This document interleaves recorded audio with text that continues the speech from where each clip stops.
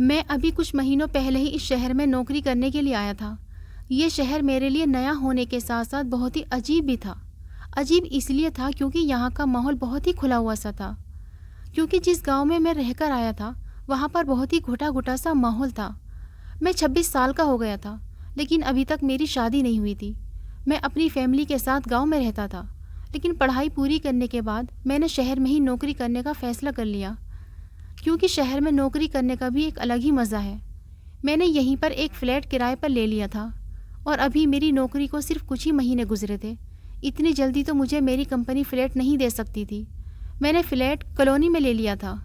मैं सुबह को ऑफिस जाने के लिए निकलता था और शाम 5 बजे तक घर वापस आ जाता था। यहाँ पर मैंने बातचीत करने के लिए कुछ दोस्त भी बना लिए थे। वैसे मेरा एक दोस्त और भी था, वो मेरे ही साथ मेरे ही कॉलोनी में रहता था, लेकिन हम दोनों के फ्लैट अलग अलग थे।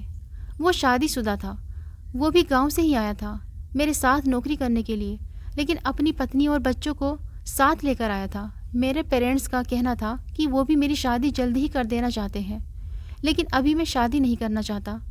पहले मैं अपना कुछ अलग कमा लेना चाहता हूँ। मैं जिस कॉलोनी में रहता था यहाँ पर मैंने एक लड़की को देखा था जो बहुत ज़्यादा खूबसूरत थी और शायद यहीं पर ही रहती थी। उसको पहली नज़र में देखकर ही मैं उस पर अपना दिल हार बैठा था। वो मुझे बहुत पसंद आई थी। उसका नाम अंकिता था। अंकिता को पहली नज़र में देखकर ही मुझे उससे प्यार हो गया था। मैंने उसको पाने की चाहत कर ली थी। मैं उसके बारे में अभी कुछ जानता भी नहीं था, लेकिन फिर मैंने अपनी कॉलोनी में रहने वाले ही एक दोस्त से उसकी पूरी इन्फॉर्मेशन निकलवा ली थी। वो इस कॉलोनी के फ्लैट में अकेली अपनी माँ के साथ रहती थी और यहाँ के एक पार्क में मिली थी। शहर में आने के बाद मेरी नौकरी का काम भी बहुत अच्छा चल रहा था और मैं अपनी सैलरी का आधा हिस्सा अपने गांव भेज दिया करता था, जिससे मेरे घर वाले भी काफ़ी खुश थे। मेरी सिर्फ एक छोटी बहन थी, बड़ा मैं ही था और शादी भी पहले मेरी ही होनी थी। मेरे पेरेंट्स ने मुझे फुल छूट दी हुई थी कि मैं अपनी मर्ज़ी के मुताबिक शादी कर सकता हूँ और जिस लड़की से चाहूँ उससे शादी कर लूँ। उनको कोई प्रॉब्लम नहीं होगी, इसलिए मुझे किसी से भी शादी के लिए परमिशन लेने की ज़रूरत नहीं थी। 1 महीने की जान पहचान और उसके बाद धीरे धीरे दोस्ती ने हम दोनों के बीच एक गहरा रिश्ता कायम कर दिया था। हम दोनों एक दूसरे को अच्छी तरह से जान पहचान गए थे और एक दूसरे से प्यार भी करने लगे थे। मुझे नहीं पता था कि अंकिता इतनी जल्दी मुझसे मोहब्बत कर बैठेगी। हम दोनों ने शादी करने का इरादा कर लिया था। मैं तो अंकिता से जल्दी ही शादी करना चाहता था क्योंकि वो बहुत दुख भरी ज़िंदगी गुजार रही थी। वो अपनी बीमार माँ के साथ रहती थी और एक स्कूल में टीचिंग करती थी। अंकिता एक ऐसी लड़की थी जिसे शायद सहारे की ज़रूरत थी। मैं उसका सहारा बनना चाहता था, लेकिन वो किसी के सहारा मांगने से डर रही थी। उसकी ज़िंदगी में 1 साल पहले एक ख़तरनाक तूफ़ान आ गया था। मैं तो अभी कुंवारा ही था। मुझे एक अच्छी लाइफ पार्टनर की ज़रूरत थी, जो कि मुझे सिर्फ अंकिता में ही दिखाई दे रही थी। लेकिन उस बेचारी की एक बार शादी हो चुकी थी और उसका पति मर गया था। उसकी शादी को 1 साल ही हुआ था जब उसका पति उसे इस दुनिया से छोड़कर चला गया और उसके ससुराल वालों ने उसे घर से बाहर निकाल दिया। फिर वो अपनी बीमार माँ के साथ जाकर दोबारा से रहने लगी थी और अब तो वो जॉब करने लगी थी और अपनी माँ का इलाज भी करवा रही थी। उसने मुझे बताया था कि उसके ससुराल वालों ने उसके पति के मरने के बाद उसे बहुत ज़्यादा तंग किया था और वो बहुत ज़्यादा लालची लोग थे। इसी वजह से अंकिता दूसरी शादी नहीं करना चाहती थी कि कहीं उसके दूसरे ससुराल वाले भी ऐसे ही ना हों। लेकिन मेरे घर वाले ऐसे बिल्कुल भी नहीं थे और वैसे भी मैं तो यहीं पर नौकरी करता था, इसलिए शादी के बाद मुझे अपनी पत्नी के साथ भी यहीं पर रहना था। मुझे अंकिता से बहुत ज़्यादा मोहब्बत हो गई थी, लेकिन जब से मैं उसे मिला था वो बहुत ज़्यादा परेशान थी और वो मुझे अपने हालात रो रो कर सुनाती थी। मर्द की तो कमज़ोरी होती है कि अगर किसी रोती हुई औरत को देख ले तो वो वजह जानने की कोशिश ज़रूर करता है, चाहे वो मदद करने के काबिल हो या नहीं, पर जानना ज़रूर चाहता है। अंकिता बहुत ज़्यादा खूबसूरत थी। उसने कहा कि ये दुनिया बहुत बुरी है। मेरा पति इस दुनिया से चला गया, अब मैं बिल्कुल अकेली हो गई हूँ। एक माँ है, वो भी बीमार रहती है। उनकी दवाइयों का खर्चा और अपना पेट भरने के लिए मुझे जॉब करने के लिए निकलना पड़ गया। हम दोनों काफ़ी देर तक एक दूसरे से बातें किया करते थे। हम दोनों ने एक दूसरे के मोबाइल नंबर भी शेयर कर लिए थे। हम कभी कॉल पर बात करते तो कभी मिल लिया करते थे। हम लोग एक ही कॉलोनी में रहते थे। वो अपने ससुराल वालों से सारे रिश्ते ख़त्म कर चुकी थी। वो अपना सब कुछ छोड़कर अपनी माँ को यहाँ लेकर इस कॉलोनी में रहने के लिए आ गई थी। वो अपनी पिछली ज़िंदगी के बारे में भूल जाना चाहती है। मेरी पहली मुलाकात उससे पार्क में हुई थी और वहाँ पर बातों ही बातों में मैंने उससे कहा था कि मैं आपको आपके घर छोड़ देता हूँ। तो उसने कहा था कि ऐसी कोई बात नहीं है। मैंने कहा कि आप अकेले कैसे जाओगी? तो उसने कहा कि मैं अकेली नहीं हूँ। तो अचानक उसने सीटी बजाई और सामने से ही भागता हुआ एक सफ़ेद रंग का बड़ा सा कुत्ता उसकी तरफ भागता हुआ आ गया था। मुझे पता था कि वो उसका कुत्ता था। मैंने कहा कि ये कुत्ता आपका है? तो उसने कहा कि हाँ, ये मेरा कुत्ता है। आपको कैसा लगा? अच्छा है ना? मैंने कहा हाँ, ये अच्छा तो है, लेकिन ये तो बड़ा ही ख़तरनाक लग रहा है। फिर उसने मुझे बताया कि हाँ, ये अपने मालिक के अलावा किसी से भी लड़ झगड़ सकता है और हमला भी कर सकता है। लेकिन आप फ़िक्र मत करो, टॉमी बहुत ही अच्छा कुत्ता है। मैंने कहा इसका नाम टॉमी है? तो उसने कहा हाँ, इसका नाम टॉमी है। दरअसल ये मेरे पति का कुत्ता था। वो इसे सिंगापुर से ख़रीद कर लेकर आए थे। वो इससे बहुत प्यार करते थे। उन्होंने हमेशा अपनी औलाद की तरह प्यार किया था, इसलिए ये बिल्कुल उनके साथ किसी इंसान की तरह बिहेव करता था और उन्हें बहुत अच्छे से जानता पहचानता था। शादी से पहले मुझे जानवरों से बहुत डर लगता था, लेकिन जब मैं इनकी ज़िंदगी में आई तो फिर अपने पति के साथ साथ मुझे भी इससे मोहब्बत हो गई थी, क्योंकि ये है ही इतना अच्छा। अब ये समझ लो कि ये मेरे पति की आखिरी निशानी है, इसलिए मैं इसे अपने ससुराल से यहाँ ले आई थी। अब ये हमारे साथ ही रहता है। ये मेरा हमेशा अपने मालिक की तरह ख्याल रखता है, कभी किसी अनजान इंसान को मेरे करीब नहीं आने देता। अगर कोई मेरा नुकसान पहुँचाने की कोशिश करता है तो ये उस पर हमला कर देता है। एक तरह से ये मेरा बॉडीगार्ड है। मुझे इसके साथ रहना अच्छा लगता है। ये कुत्ता मेरा पति 6 लाख का लेकर आया था। ये कुत्ता कोई नॉर्मल हरकत नहीं करता। अगर ये कुत्ता जवान होता तो और भी महंगा होता। मैंने इस कुत्ते के ऊपर हाथ फेरने की कोशिश की तो अंकिता ने कहा कि कभी नहीं, अभी आपको इससे दोस्ती नहीं हुई। पर ये आजकल बहुत ज़्यादा परेशान है और उदास रहने लगा है। ये अपने मालिक के जाने के बाद हमसे गुस्सा हो गया। मैं इसीलिए इसको घर से बाहर सैर कराने के लिए लेकर आती हूँ, ताकि इसका दिल बहल जाए। मुझे अंकिता की बातें बहुत अजीब लगी थी। शायद वो ज़रूरत से ज़्यादा जज्बाती लड़की थी। फ़िलहाल थोड़ी देर के बाद वो वहाँ से चली गई, पर मैं सारा दिन उसी के बारे में सोचता रह गया था। फिर इसी तरह कई बार उसकी और मेरी मुलाकात कहीं ना कहीं हो जाती थी। हम दोनों की मोहब्बत का सिलसिला चल निकला था। वो मुझसे प्यार करने लगी थी। उसके बाद हम दोनों ने फैसला कर लिया था कि हमें शादी कर लेनी चाहिए, क्योंकि मैं अंकिता का सहारा बनना चाहता था और उसको संभालना चाहता था। उसकी ज़िंदगी की कहानी बहुत ही अजीब थी। उस बेचारी ने बहुत सारी परेशानियों का सामना किया था। अब मैं उसको और ज़्यादा तकलीफ़ में नहीं देख सकता था। पता नहीं क्यों मुझे उससे एक अजीब सी मोहब्बत हो गई थी। उसकी छोटी सी भी तकलीफ़ मेरे लिए बहुत बड़ी हो गई थी। मैंने अपने पेरेंट्स से इस बारे में बात कर ली और उनको अंकिता की फ़ोटो भी भेज दी। उन्हें अंकिता बहुत पसंद आई थी और उन्होंने मुझे अंकिता से शादी करने की परमिशन भी दे दी थी। मेरे घर वालों को मेरी पसंद पर बहुत खुशी हुई थी, लेकिन मैंने उनको ये नहीं बताया था कि अंकिता की पहले एक शादी हो चुकी है और उसका पति मर चुका है। शायद मेरे पेरेंट्स ये बात सुनने के बाद मुझे अंकिता से शादी नहीं करने देते। उसने अपने पहले पति के बारे में बताया था कि वो अपने पहले पति को बहुत प्यार करती थी और उसके साथ लव मैरिज हुई थी। उसका नाम प्रेम था। कहने लगी कि मेरा पति बहुत अच्छा था और मुझसे बहुत प्यार करता था और मेरा बहुत भी ख्याल रखता था। मैं अंकिता के सामने लाचार बन गया था। मैं तो पहले से ही उसकी मोहब्बत में लाचार हो गया था।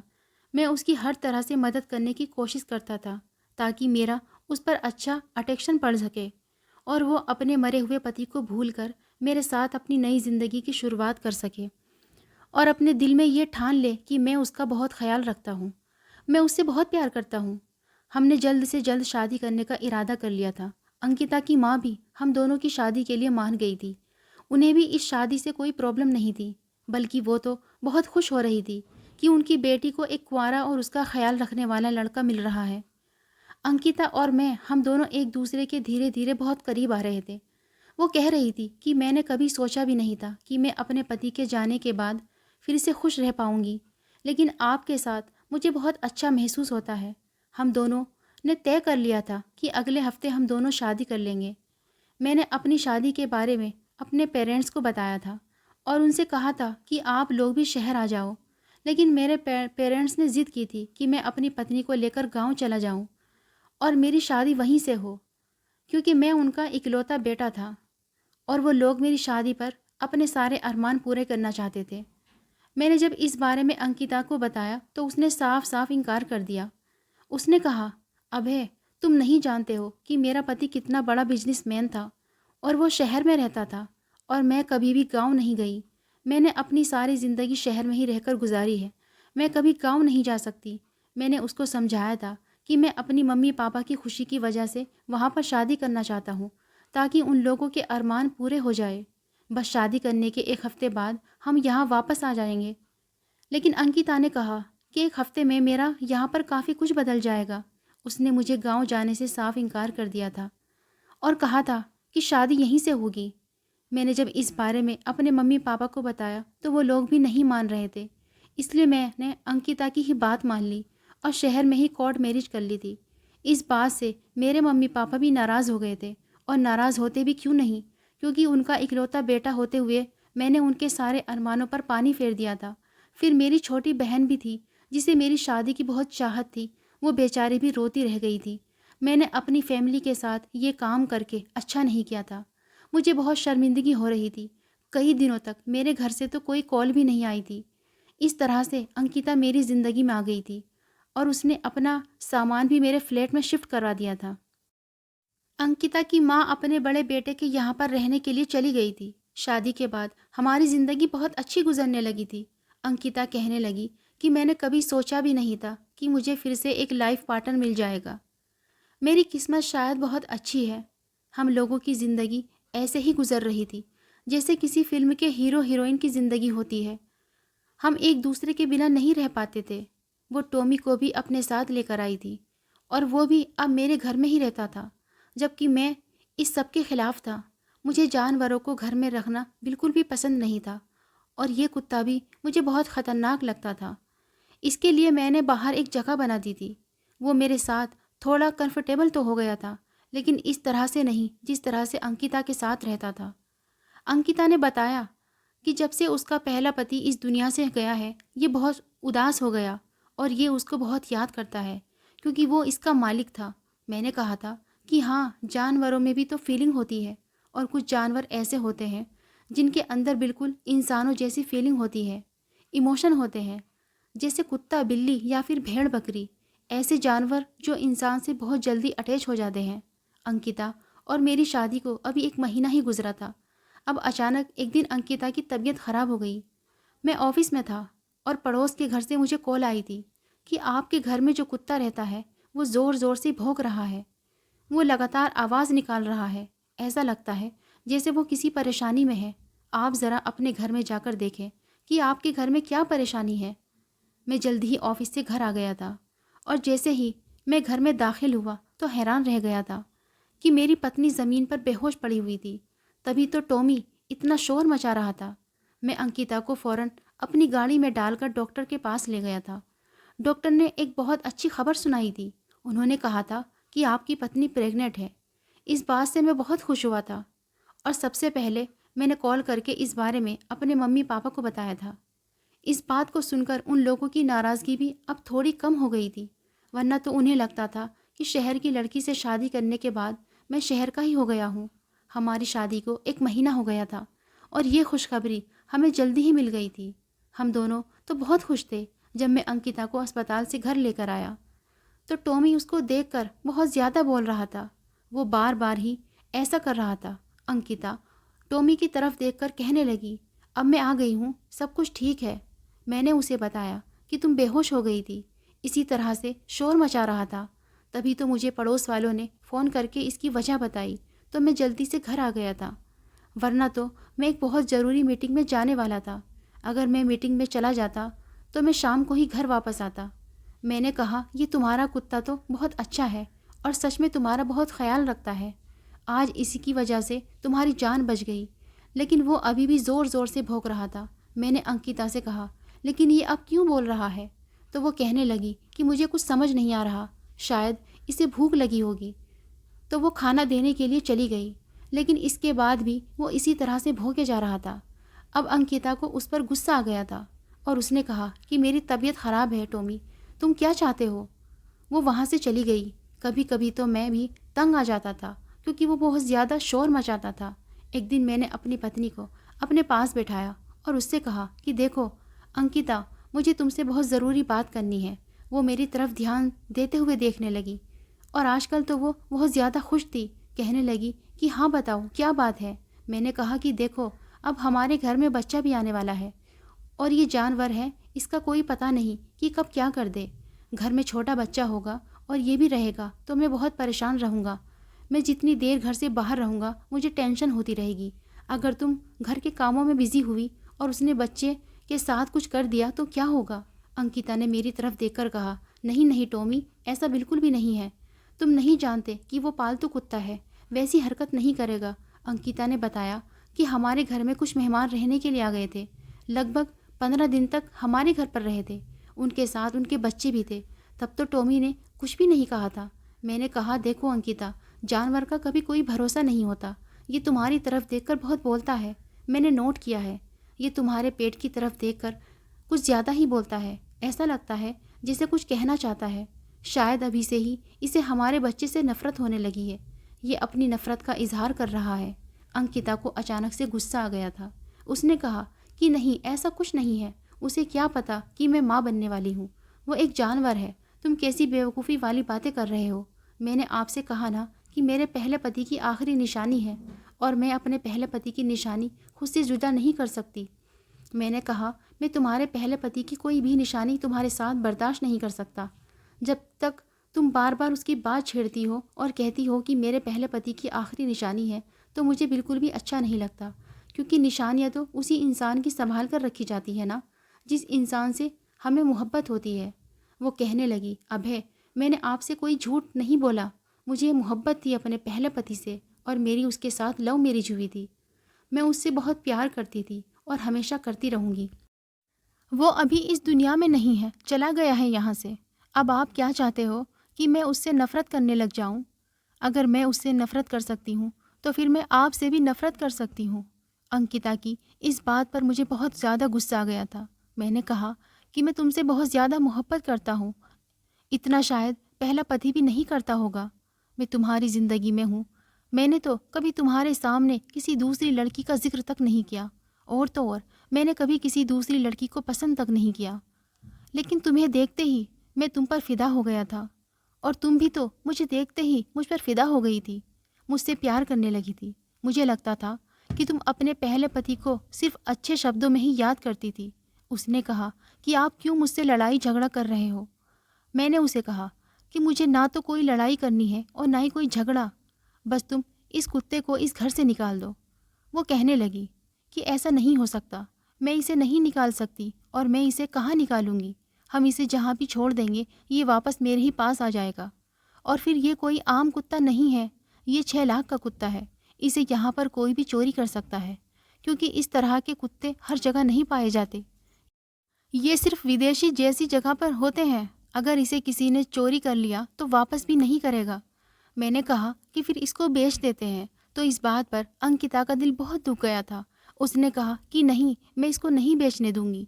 ये बेचारा पहले ही काफ़ी उदास था क्योंकि इसका मालिक इस दुनिया से चला गया। मैं अच्छी इंसान हूँ, बुरी इंसान नहीं, जो मुझे इसकी फीलिंग की कदर ही ना हो, चाहे वो फीलिंग किसी जानवर की ही क्यों ना हो। और मैं आपसे भी यही उम्मीद रखती हूँ।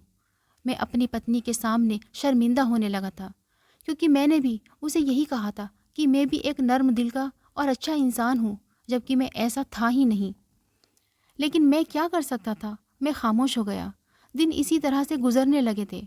वो कुत्ता अंकिता के पेट की तरफ देख देखकर बहुत ही भौंकता और शोर मचाता था।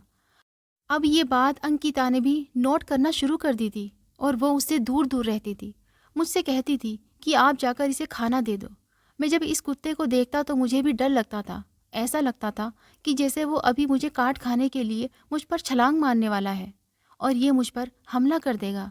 एक रात मेरी पत्नी मेरे बराबर सो रही थी और वो सोते सोते ही कुछ बोल रही थी। मुझे लगा कि वो नींद में है और सच में वो नींद में ही थी। लेकिन वो जिस मर्द का नाम ले रही थी वो मैं नहीं था, बल्कि उसका पहला पति था। वो अपने पहले पति का नाम बार बार ले रही थी। वो गहरी नींद में थी और कह रही थी कि मैं आपके पास आना चाहती हूँ और आपके बिना नहीं रह सकती। आप मुझे छोड़कर इतनी जल्दी क्यों चले गए? मैं उसकी बातों पर उठकर बैठ गया और उसकी बातों पर गौर करने लगा। मुझे उसकी बातें सुनकर बहुत गुस्सा आ रहा था, क्योंकि कोई भी पति अपनी पत्नी के मुंह से किसी दूसरे मर्द का नाम नहीं सुन सकता। ये औरत अभी तक अपने पहले पति से मोहब्बत करती थी। ये तो अभी भी इसकी दीवानी थी और ये उसको अभी तक भूल नहीं पाई थी। एक दिन मैंने उससे पूछ लिया था कि तुमने मुझसे शादी ही क्यों की? तो उसने मुझसे कहा, क्योंकि आप एक अच्छे इंसान हो। मैंने कहा कि ऐसा क्यों? क्या मैं सिर्फ अच्छा इंसान था इसलिए तुमने शादी की मुझसे? तुम मुझे पसंद नहीं करती? उसने कहा, पसंद तो करती हूँ मैं। आखिर पसंद न करने वाली क्या बात है? आपने मुझे इस टाइम सहारा दिया। आपकी मोहब्बत ने मेरा साथ दिया जब मैं बहुत बड़ी मुसीबत में थी। अगर आप मुझे नहीं मिलते तो मैं अपने पति के दुख में ही मर जाती। मुझे अपनी पत्नी की हर बात पर गुस्सा आ रहा था। मतलब मुझे अपने सहारे के लिए रखा हुआ था। वो मुझसे मोहब्बत नहीं करती थी। एक दिन मुझे शायद उस पर बहुत ज़्यादा गुस्सा आ गया था और मैंने उससे कह दिया था कि देखो, मैंने तुमसे झूठ बोला। मैंने उससे कुछ बातें झूठ कह दी थी। कहा था कि मेरा एक लड़की के साथ अफेयर चल रहा था।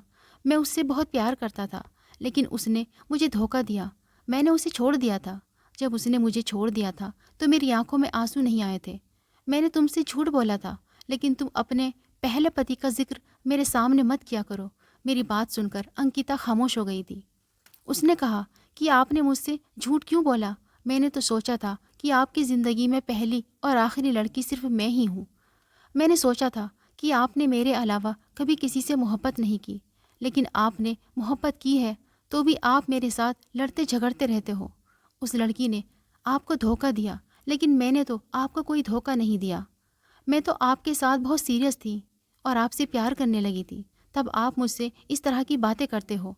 मैंने कहा कि तुम जो भी समझो, लेकिन अब तुम्हें अपने पहले पति का नाम तक अपनी ज़ुबान पर नहीं लाना चाहिए, क्योंकि अब तुम मुझसे शादी कर चुकी हो और तुम मेरी पत्नी हो और तुम्हारा अब पहला पति से कोई लेना देना नहीं है।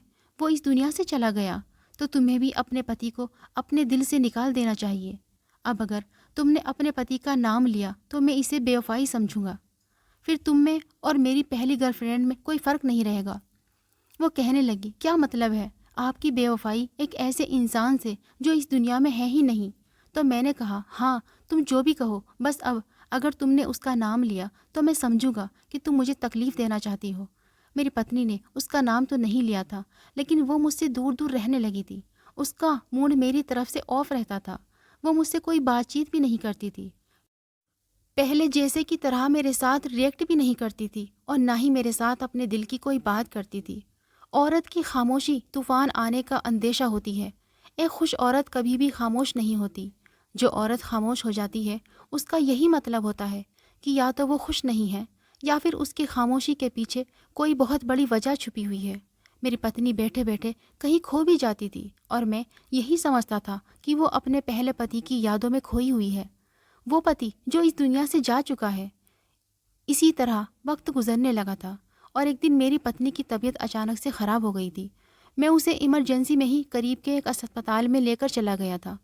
ये वो डॉक्टर नहीं था जिनके पास मेरी पत्नी का ट्रीटमेंट चल रहा था, पर मैं जल्दबाजी में उसे यहाँ लेकर आ गया था। इस डॉक्टर ने कहा था कि इनका तो टाइम पूरा हो गया, हमें फ़ौरन ही इनका ऑपरेशन करना पड़ेगा। मैंने कहा, क्या डॉक्टर, ये बच्चा जल्दी पैदा नहीं हो रहा था?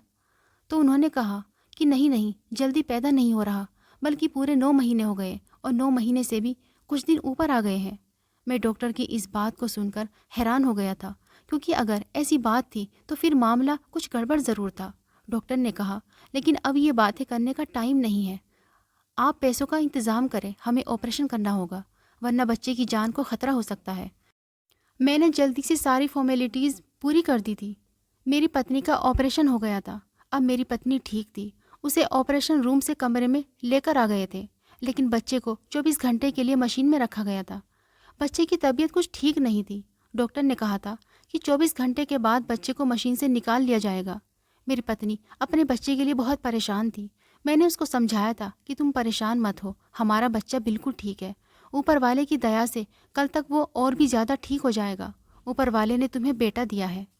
क्या नाम सोचा है तुमने इसका? इससे पहले मैं कुछ और बोलता, वो कहने लगी कि मैंने तो इसका नाम वो किसी का नाम लेने की कोशिश कर रही थी, मगर बोलते बोलते रुक गई थी।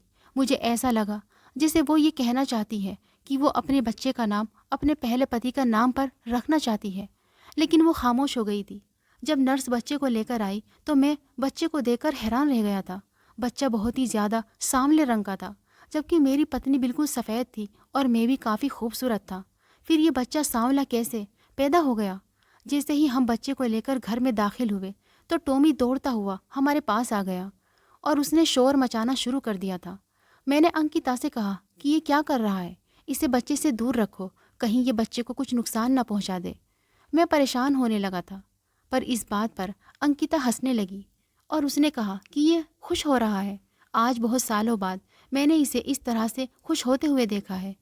ये ऐसे छलांग तो तब लगाता था जब मेरा पति घर में दाखिल होता था, और जब से इसने आज बच्चे को देखकर ऐसे ही छलांग मारना और शोर मचाना शुरू कर दिया। इसने बहुत ही टाइम बाद इस तरह की हरकतें की हैं, क्योंकि आज ये बहुत खुश है। अंकिता भी इस बात पर हंसने लगी थी, जबकि मैं इन दोनों को देखने लगा था कि ये आखिर किस तरह की बातें कर रही है। पता नहीं क्यों मुझे बच्चे से बिल्कुल भी अपनापन नहीं लग रहा था। कभी कभी ऐसा होता है कि मर्दों के छोटे छोटे बच्चों से ज़्यादा मोहब्बत नहीं होती, थोड़े बड़े हो जाते हैं तब जाकर उनसे मोहब्बत होने लगती है। लेकिन मुझे तो इस बच्चे से बिल्कुल भी ना तो अपनापन महसूस हो रहा था और ना ही कोई बाप वाली फीलिंग आ रही थी। ये कहने को तो मेरा पहला बच्चा था, मेरी और अंकिता की मोहब्बत की निशानी था, पर मेरी पत्नी बहुत ही खुश थी। अभी तक उसने इस बच्चे का नाम नहीं रखा था। मैं उसे बार बार कहता था कि इसका नाम रख लो, हम इसका नाम वंश रख लेते हैं, मुझे ये नाम बहुत पसंद है। वो इस बात पर खामोश हो गई थी।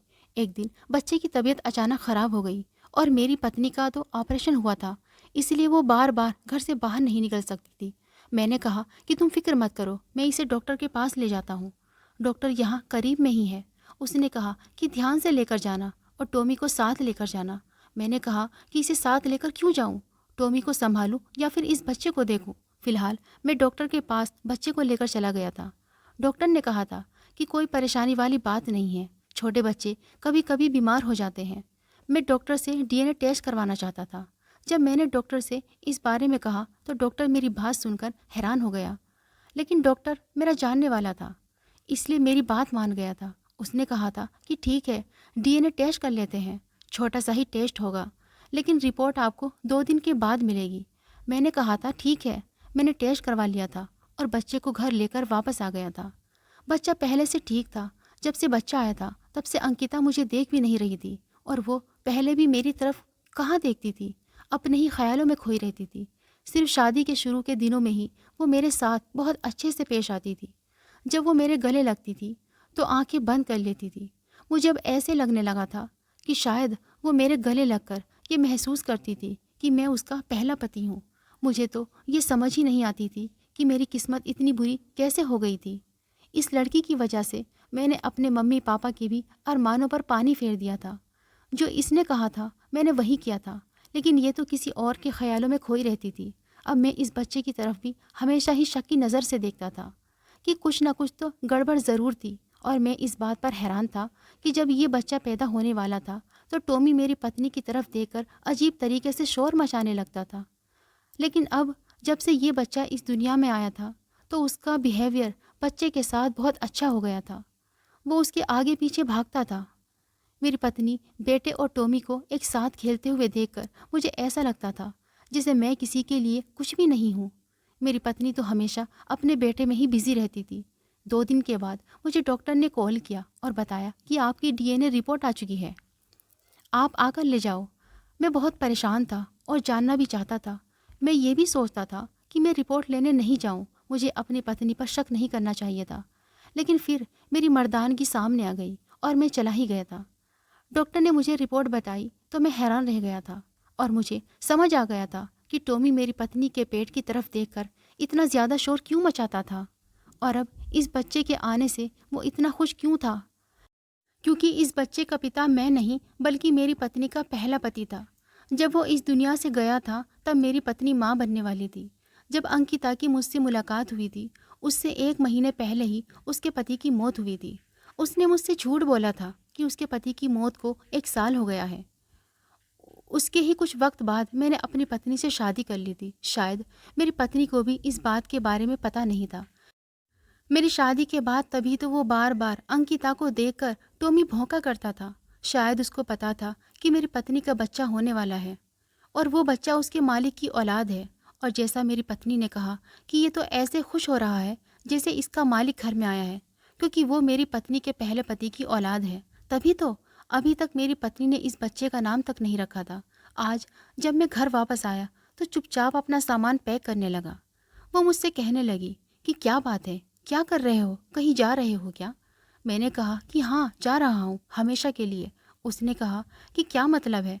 मैंने उसे डीएनए की रिपोर्ट दिखाई और सब कुछ बता दिया था। मैंने कहा कि बस मुझे एक सवाल का जवाब दे दो और इस सवाल के जवाब पर हम दोनों की ज़िंदगी टिकी हुई है। क्या तुम्हें इस बारे में पता था? अगर तुम्हें नहीं पता था तो मैं तुम्हें माफ़ कर दूंगा और इस बच्चे को भी एक्सेप्ट कर लूँगा। सारी ज़िंदगी हमेशा तुम्हारे साथ रहूँगा। लेकिन अगर तुम्हें पता था और फिर भी तुमने मुझसे झूठ बोला तो मुझे कोई और फैसला करना पड़ेगा। मैंने कहा देखो, आज तुम झूठ मत बोलना, सच बोलना। जो होगा सच होगा। हमारे बीच पहले भी बहुत झूठ है। कुछ झूठ मैंने तुमसे बोले थे, लेकिन मैंने तुमसे झूठ बोलने की उम्मीद नहीं रखी थी। मेरी पत्नी खामोशी से ये सब कुछ सुन रही थी और उसकी आंखों में आंसू आ गए थे।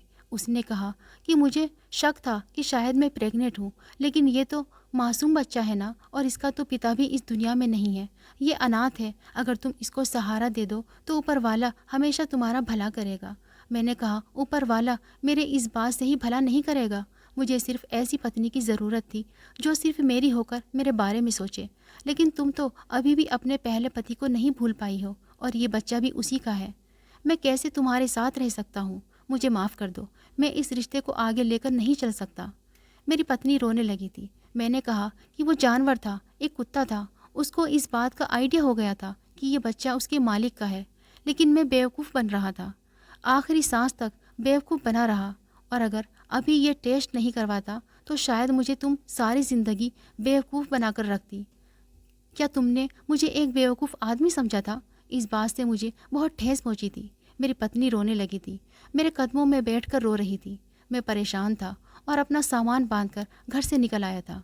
और घर से आज मुझे अपने गांव आए हुए 2 महीने हो गए थे। मैं अब दोबारा उस शहर में वापस नहीं जाना चाहता था, क्योंकि मैं जानता हूँ कि वहाँ जाऊँगा तो मुझे अपनी पत्नी की याद आएगी। उसने मेरे साथ धोखा किया था, मुझे बेवकूफ़ बनाया था। मैं अपने मम्मी पापा के पास आ गया और मैंने उनसे माफ़ी मांगी थी। शायद मेरे साथ ऐसा इसलिए हुआ था क्योंकि मैंने अपने मम्मी पापा का दिल दुखाया था। मुझे नहीं पता था कि मेरी पत्नी कैसे रह रही है। मैं उसको उसके हाल पर छोड़ आया था। मैंने अपनी पत्नी को डिवोर्स दे दी थी। उसे इस बात पर बहुत अफसोस हुआ था कि मैं उसे डिवोर्स दे चुका हूँ। लेकिन गाँव आने के बाद मैंने उसे कभी पलट कर नहीं देखा था। मैंने अपने मम्मी पापा को ये बात बताई थी तो उन्होंने कहा कि वो लड़की बहुत चालाक थी, जो अपने फ़ायदे की वजह से किसी के मम्मी पापा को उससे अलग करवा सकती है तो वो उसको भी धोखा दे सकती है। अपनी माँ की बात मुझे अच्छी तरह से समझ आ गई थी और अब मैं अपने गांव में ही नौकरी कर रहा हूँ। मेरा काम बहुत अच्छा चल रहा है। मुझे शहर जाने की ज़रूरत ही नहीं। मेरे मम्मी पापा की दुआओं से मेरी ज़िंदगी अच्छी गुजर रही है। लेकिन मेरे मम्मी पापा मेरी दूसरी शादी करवाना चाहते हैं। मैं अभी तक अंकिता को नहीं भूल पाया हूँ और अपने मम्मी पापा की खुशी के लिए शादी करने के लिए तैयार हूँ। अगर आपको हमारी आज की कहानी पसंद आई है तो इसे लाइक करें और अपने दोस्तों के साथ शेयर करें। और हाँ, चैनल पर नए हैं तो प्लीज़ चैनल को ज़रूर सब्सक्राइब करें।